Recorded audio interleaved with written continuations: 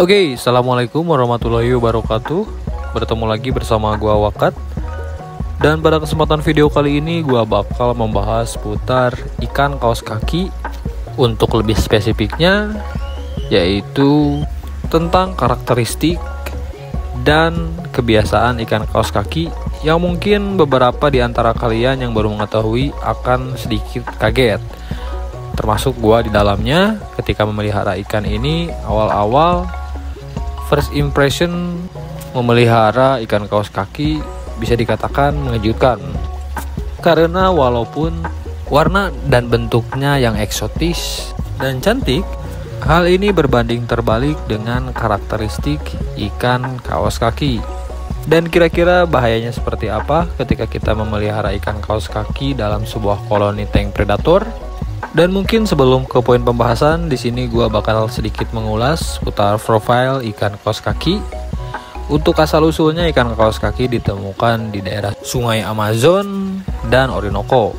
Selain itu, ikan kaos kaki juga ditemukan di daerah Suriname.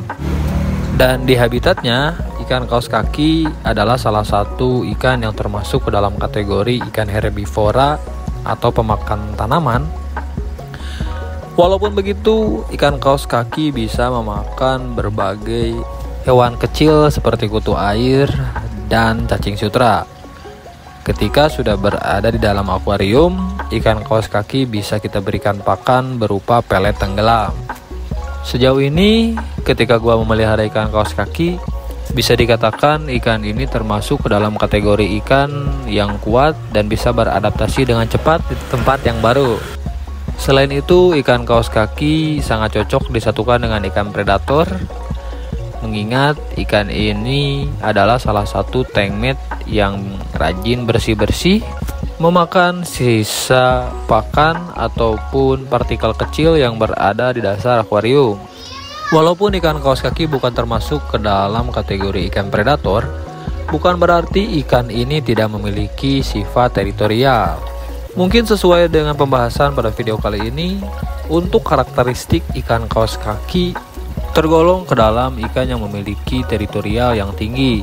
Bahkan di sebuah kejadian yang bisa kalian lihat sendiri, di sini ikan kaos kaki sanggup untuk menghajar ikan Oscar.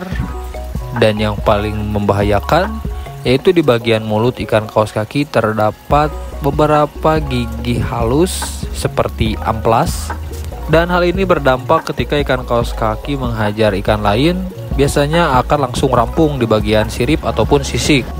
Karena di beberapa kejadian ketika gua menyatukan beberapa ikan predator dengan ikan kaos kaki, sisiknya selalu mengelupas dan siripnya sedikit agak rampung-rampung.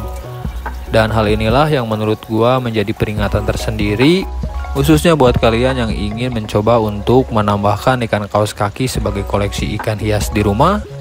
Baiknya jika kalian berinisiatif untuk memelihara ikan kaos kaki, menurut gua jangan terlalu banyak, karena hal ini bisa berbahaya untuk ikan predator yang kalian pelihara.